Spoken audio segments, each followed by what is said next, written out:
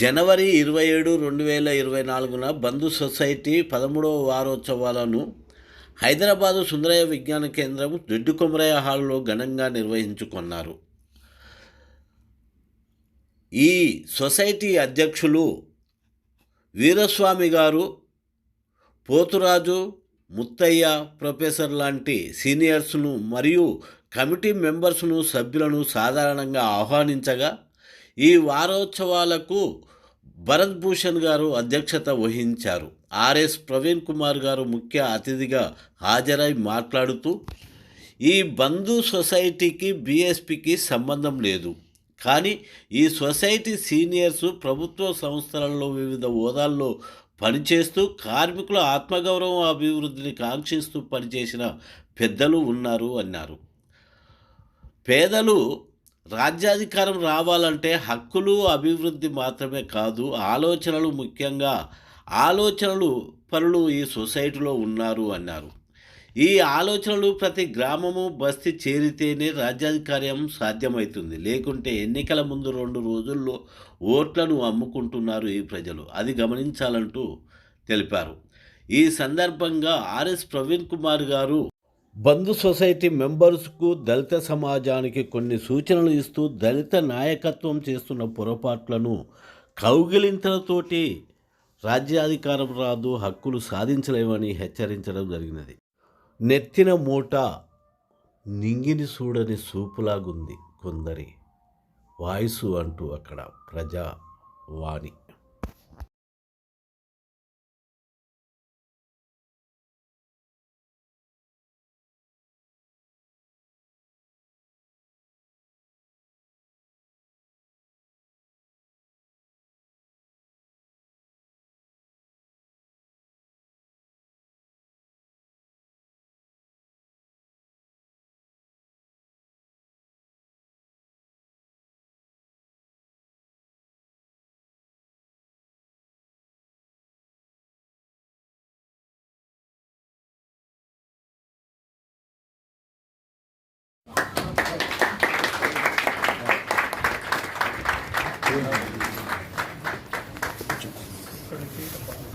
సరే ఇటు వస్తారా? షూస్ తీసేనా? షూస్ తీసేనా? ఓకే, ఒక నిమిషం.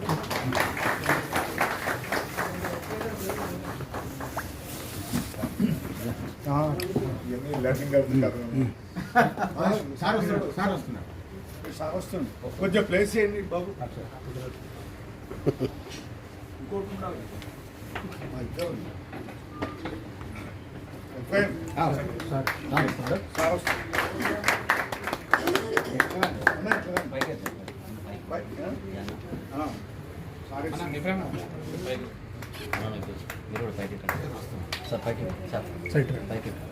సార్ వాళ్ళ పైకి రామంటామమ్మా. ప్రవీణ్ సార్ వాళ్ళు కాదు, సార్ వాళ్ళ ప్రవీణ్ సార్ వాళ్ళ పైకి రామంటా.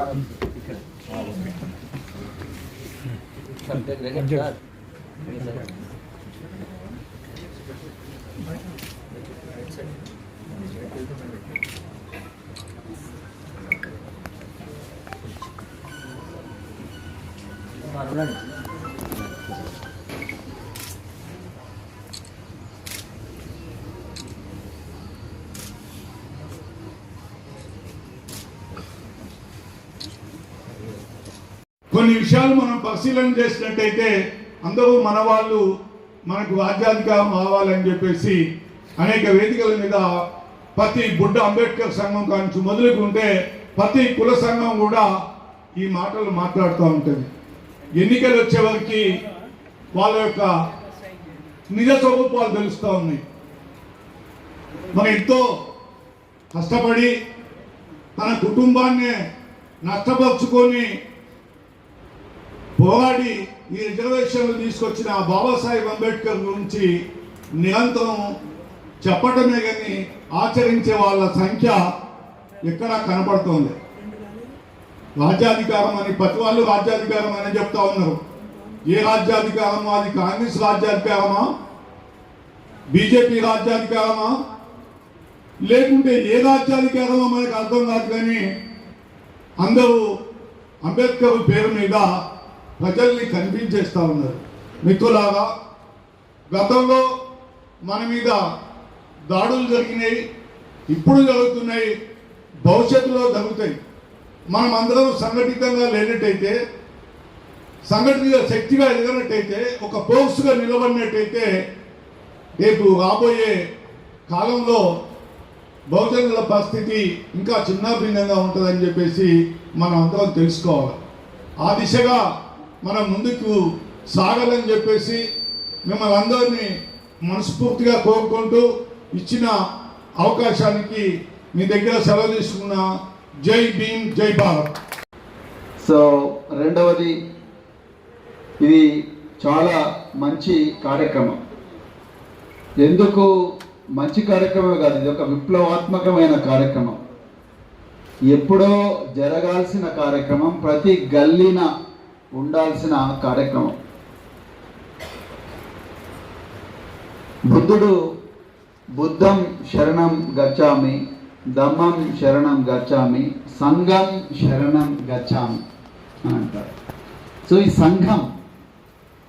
సంఘం యొక్క అంటే కొంతమంది వ్యక్తుల సమూహం, అది ఒకేలాగా ఆలోచించే వ్యక్తుల సమూహమైనా, విభిన్నంగా ఆలోచించే వ్యక్తుల సమూహమైనా, ఈ సంఘం అందరూ కలిసి ఒక సంఘంగా ఏర్పడి వాళ్ళ ఆలోచనలు పంచుకోవాలి. ఆలోచనల నుంచి ఒక ఆచరణ వైపు మరి జీవించాలి అన్న భావనతోనే ఆ రోజు సంఘం అనేది ఒక 2000 సంవత్సరాల క్రితం తథాగత గౌతమ బుద్ధుడు ఈ ప్రపంచానికి అందించిన గొప్ప ఆలోచన.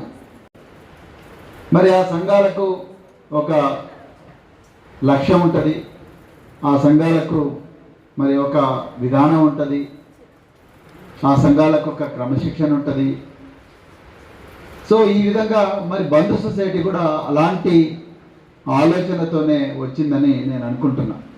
ఈ సంఘం శరణం గచ్చామి, మనం అంతా ఒక సంఘంలో భాగం. మనకు కూడా ఒక గొప్ప చరిత్ర ఉంది, ఆ చరిత్రను మనం కాపాడుకోవాలి. మన వెనక ఎంతోమంది మహనీయుల కృషి ఉంది అన్న ఒక లోతైన సైద్ధాంతిక పునాది మా జీవితాలకు లేదు. కానీ భరత్ భూషణ్ గారు ఆ రోజుల్లోనే మరి ఈ వివక్ష, తర్వాత ఇంతమంది పెద్దలు మరి దార్ల పోతరాజు గారు చెప్పినట్టుగా ఈ డిసిప్లిన్ ఇవన్నీ ఉంటాయి. సో సర్వీసుల్లో మీరు ప్రభుత్వ సర్వీసులు చాలా మంది కూడా రిటైర్డ్ ఎంప్లాయీసే ఉన్నారు కాబట్టి ప్రభుత్వ సర్వీసుల్లో చాలామంది వాళ్ళు ఏ సామాజిక వర్గం నుంచి వచ్చామని చెప్పుకోవడానికి చాలా భయపడతారు. ఇప్పటికి కూడా చాలా భయపడతారు. అలాంటి పరిస్థితుల్లో నాకు అనిపించిన ఒక సీనియర్ IRTS ఆఫీసర్ చాలా గొప్పగా తను ఏ సమాజం నుంచి వచ్చానో చెప్పడమే కాకుండా మిగతా సమాజం నుంచి ఉండే పేదవాళ్ళందరినీ కూడా మరి వాళ్ళందరికీ సహాయం చేయమంటున్నారన్న ఆలోచనే నాకు చాలా బాగా నచ్చింది. డైరెక్షన్ ఏంటి, మనం ఏదో ఒక రోజు బాబాసాహెబ్ అంబేద్కర్ గారు చెప్పినట్టుగా ఈ దేశానికి పాలకులు కావాలి అనేది డైరెక్షన్. ఆ డైరెక్షన్ కోసం నువ్వు ఎన్నైనా సొసైటీలు పెట్టి ఎన్నైనా రూపాంతరాలు చేయి, బట్ ఇక్కడ మాత్రం ఏంటంటే అన్ని ఇండిపెండెంట్ ఎంటిటీస్ పెట్టడం, అందరూ కలిసి పని చేయడం, అందరూ తారతమ్యాలు లేకుండా కలిసి పనిచేయడం అనేది చాలా ఇంపార్టెంట్. నేను ఎందుకు ఈ విషయం చెప్తున్నానంటే, నేను మా మిత్రుడు ఒక బుక్ ఇచ్చాడు. 1950 నుంచి 50 కన్నా ముందు నిజాం కాలం నుండి 55-60 వరకు హైదరాబాదు రాష్ట్ర చరిత్ర, అందులో దళిత ఉద్యమాల చరిత్ర వెంకటస్వామి అని ఒక స్కాలర్ రాశాడు. సో రెడ్డి వర్మ, తర్వాత అరిగే రామస్వామి, బిఎస్ వెంకట్రావు, సో వీళ్ళందరి కృషి అంటే ముఖ్యంగా రైల్వేతో ముడిపడినది అంతా కూడా.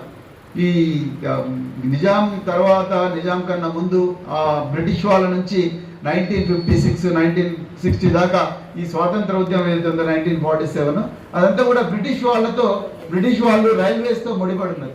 సో అక్కడ ఏ విధంగా ఒక నాయకత్వం ఈ అణిచివేయబడ్డ వర్గాల్లో వచ్చింది, వాళ్ళు ఏ విధంగా మరి ఎంటిటీస్ పెట్టారు, ఏ విధంగా సమాజాన్ని వాళ్ళకు తోచినంత మేరకు ముందరికి తీసుకోవడానికి ప్రయత్నం చేశారు అనేది చాలా గొప్ప విషయం. ఆ డైరెక్షన్ క్లారిటీ లేకపోతే మనం చచ్చిన పాలకులు కాలేమో. అక్కడే ఇప్పుడు వీరస్వామి గారు చెప్పారు ఆయన ఉపన్యాసంలో, మనం ఎన్నో గ్రామాల్లో అంబేద్కర్ సంఘాలు ఉన్నాయి, ఎన్నో గ్రామాల్లో బాబు జగ్జీవరావు సంఘాలు ఉన్నాయి, కోట్ల బాబాసాహెబ్ అంబేద్కర్ గారి విగ్రహాలు ఉన్నాయి. జగ్జీవనరావు విగ్రహాలు కూడా ఈ మధ్యన తెలుగు రాష్ట్రాల్లో విపరీతంగా పెడుతున్నారు. జ్యోతిరావు పూలే విగ్రహాలు ఉంటున్నాయి, రైట్. ఈ మధ్యన సావిత్రిబాయి పూలే గారి విగ్రహాలు పెడుతున్నారు, చిట్యాల ఐలమ్మ గారి విగ్రహాలు పెడుతున్నారు, దొడ్డి కొమరయ్య గారి విగ్రహాలు పెడుతున్నారు, సర్దార్ సర్వాయి పాపన్న గౌడ్ గారి విగ్రహాలు పెడుతున్నారు. కానీ అధికారం మాత్రం ఏ వర్గాలైతే అనాదిగా మనల్ని అణిచివేసినాయో ఆ వర్గాల చేతిలోనే పెడుతున్నారు. ఈ విషయంలో చాలా చాలా క్లారిటీ ఉండాలి. మనం ఎందుకు మన పార్టీలకే ఓట్లు వేసుకోవాలి? అసలు మన పార్టీలు అంటే ఏంటి? మన పార్టీలకు ఉండే ఎజెండా ఏంటి? మన రాజ్యాంగం అంటే ఏంటి? దీని మీద ఎవ్వరికి కూడా అవేర్నెస్ లేదు. అందుకొరకే ఈ సంఘాలన్నీ కూడా చివరిలో ఆ 2 రోజుల్లో జరగబోయే మాయ ఏదైతే ఉంటుందో ఆ సర్రియల్ వరల్డ్లోకి ఒక్కసారి కొట్టుకొని పోయి వెంటనే వాళ్ళు బోట్లు క్లియర్గా అప్పగించారు. నా మీద చాలా ప్రెజర్ వచ్చింది, సార్ మీరు కాంగ్రెస్లో జాయిన్ కండి, మీరు ఆ పార్టీలో జాయిన్ కండి, ఈ పార్టీలో జాయిన్ కండి, అధికారం ఎక్కడుంటే అక్కడ పోవాలా సార్? ఇదేంటి సార్ మీరు పోయి ఈ ఓడిపోయిన పార్టీలో చుట్టూ తిరుగుతున్నారు? దీనికి ఎస్సీలే అందరూ ఆల్రెడీ ఆధిపత్య పార్టీలు అంతా ఇది ఎస్సీల పార్టీ అంటున్నారు. సో దానికి ఎస్సీలే ఓటేస్తలేరు. సో ఇక మీరు ఎందుకు సార్ ఈ పార్టీని పట్టుకొని ఊగులాడుతున్నారు? పోయి కాంగ్రెస్లో జాయిన్ కాండి, లేకపోతే ఇంకా బీజేపీలో జాయిన్ కాండి. ఆల్రెడీ మందకృష్ణ మాది గారు అనుకున్నాడు కదా నరేంద్ర మోడీ అందరి సమక్షంలో, మీరు ఆ పార్టీలో జాయిన్ కాండి సార్, ఇళ్ళకి ఎందుకు వచ్చిందన్నారు. మీకు అర్థమైంది స్టోరీ? అంటే నేను ఎందుకు ఈ విషయం చెప్తున్నానంటే డైరెక్షన్. నన్ను ఒక గొప్ప జర్నలిస్ట్ నేను రాజకీయంలో జాయిన్ కాగానే ఛాయ్కి వస్తావా అన్నాడు. పోయిన హోటల్లో మంచి స్టార్లో పోయి ఛాయ్ అన్నాను. ఛాయ్ తాత అని చెప్పిండు. నేను అడిగిన ఆయన, how do I succeed in politics అని, నేను ఎట్లా రాజకీయాల్లో సఫలీకృతం కావాలని అడిగిన. ఆయన ఒక్కటే చెప్పిండు, ట్రై టు కన్ఫ్యూజ్ పీపుల్ అని చెప్పాడు. Learn to confuse people. ప్రజల్ని ఎప్పుడూ నిరంతరం కన్ఫ్యూజన్లో పెట్టాలి. నిరంతరం జనాలను కన్ఫ్యూజన్ పెట్టడంలో నేర్చుకుంటే నువ్వు రాజకీయ నాయకుడిగా సక్సెస్ఫుల్ అయినట్టే అనేది చెప్తుంది. అంటే ఇవాళ రాజకీయ నాయకులు అంటే ఆధిపత్య వర్గాలకు చెందిన రాజకీయ నాయకులు మనీని కానీ మీడియాను కానీ వీళ్ళందరినీ కానీ కంట్రోల్లో పెట్టుకొని వాళ్ళే మీడియాను సృష్టించి వాళ్ళే మనీ స్పిన్నింగ్ మెషిన్స్ తయారు చేసుకొని అంటే ఫ్యాక్టరీస్ కానీ ఇవన్నీ రియల్ ఎస్టేట్ అవన్నీ పెట్టుకొని నిరంతరం ఈ 99% ఉండే పేద వర్గాలందరినీ కూడా కన్ఫ్యూజన్లో పెట్టి మనల్ని ఎప్పుడు కూడా బాధల్లో పెట్టడం, సర్వైవల్ మోడ్. నేను చాలా మందిని అడిగిన, నేనైతే ఓడగొట్టిన తర్వాత నన్ను ఎవరైతే ఓడించిండో ఆ వ్యక్తికి పోయి ఎంఆర్పిఎస్ నాయకులు సన్మానం చేసింది మరుసటి రోజు. నీకు అర్థమైంది స్టోరీ? అంటే నేను ఎందుకు చెప్తున్నా అంటే బానిసత్వంలో కూడా నిజాయితీ ఇవన్నీ కూడా ఎందుకు చెప్తున్నా అంటే ఈ డైరెక్షన్ లేకనే ఇవాళ మనం అంతా కూడా వెనక్కి పడ్డాం.